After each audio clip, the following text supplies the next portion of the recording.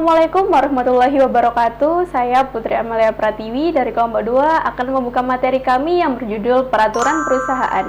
Berikut saya akan memperkenalkan anggota dari kelompok 2. Yang pertama yakni Deva Arinda Putri.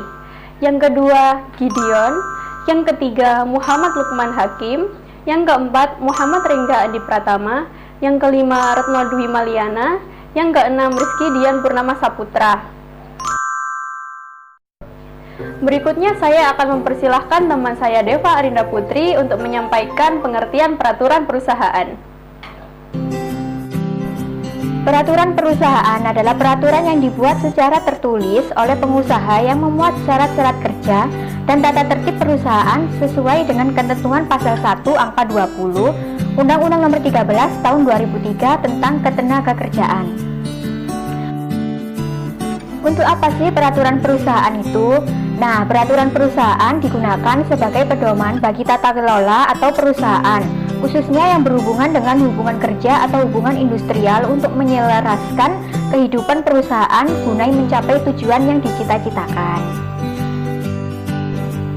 Nah, peraturan perusahaan juga diatur Peraturan Menteri Tenaga Kerja dan Transmigrasi atau Permenaker 16/2011 tentang tata cara pembuatan dan pengesahan peraturan perusahaan serta pembuatan dan pendaftaran perjanjian kerja bersama.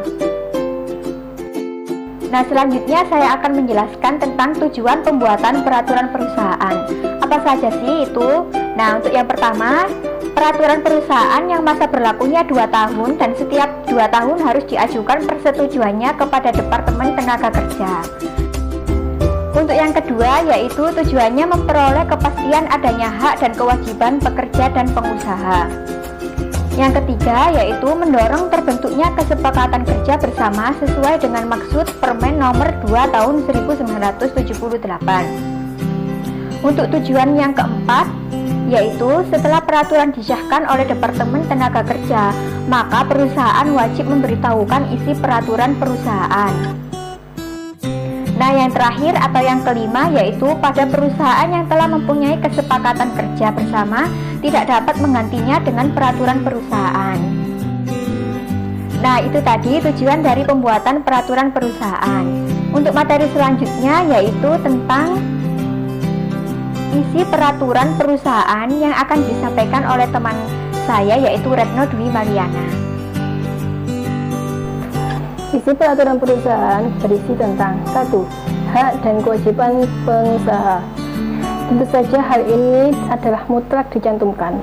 Pengusaha sebagai orang yang mempekerjakan berhak untuk menerima hasil pekerja secara maksimal sebagai hak pemberi kerja atau pengusaha. Yang kedua adalah hak dan kewajiban seorang karyawan. Pekerja berhak menerima upah saat pekerjaannya selesai dan memiliki kewajiban dalam menyelesaikan pekerjaan tersebut. Pekerjaan sesuai standar sesuai dengan peraturan perusahaan. Syarat bekerja perusahaan. Perusahaan memiliki standarisasi sendiri untuk masuk di dalamnya. Hal ini bertujuan untuk menjaga kualitas produk yang dihasilkan dari perusahaan tersebut. Yang keempat, tata tertib perusahaan. Perusahaan memiliki tata tertib di dalamnya untuk mencapai keselarasan dan menghindari konflik antar karyawan. Yang kelima adalah jangka waktu berlaku. Peraturan hanya berlaku selama 2 tahun. Setelah itu harus dilakukan pembaruan lagi dan hanya mengikat karyawan yang bekerja saja. Pembuatan peraturan perusahaan. Pembuatan peraturan perusahaan ini diatur dalam Undang-Undang Nomor 13 Tahun 2013 tentang Ketenagakerjaan. Selain membuat kewajiban pembuatan peraturan perusahaan, di dalamnya juga memuat sanksi jika hal ini tidak dilakukan. Tahapan pembuatan peraturan juga sudah dijabarkan secara rinci dalam undang-undang tersebut.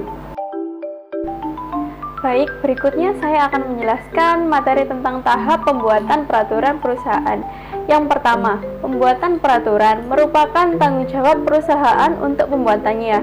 Berisi poin-poin mengenai hak dan kewajiban pengusaha dan karyawan, tata tertib, syarat bekerja, serta jangka waktu peraturan yang berlaku. Yang kedua, yakni meminta saran perwakilan karyawan. Perusahaan dan karyawan berhak memberi atau tidak memberi saran kepada perusahaan. Proses memintakan saran hanya dibatasi selama 14 hari saja. Jika tidak ada tanggapan dari wakil karyawan, maka perusahaan berhak mengajukan pengesahan kepada Menteri Ketenagakerjaan. Yang ketiga, yakni pengesahan. Peraturan perusahaan harus disahkan oleh Menteri Ketenagakerjaan sebelum diberlakukan. Biasanya akan disahkan dalam jangka waktu 30 hari setelah berkas diterima. Berkas yang dikirim ke kementerian antara lain permohonan tertulis dilengkapi dengan profil perusahaan. Kemudian, naskah peraturan perusahaan yang dikirim rangkap 3 yang sudah ditandatangani pejabat perusahaan yang berwenang. Kemudian, surat keterangan yang telah dimintakan saran dan pendapat wakil pekerja atau serikat buruh. Baik, demikian materi yang dapat kami sampaikan. Kurang lebihnya kami mohon maaf. Jika ada pertanyaan bisa langsung kalian sampaikan ke grup WhatsApp ya. Assalamualaikum warahmatullahi wabarakatuh.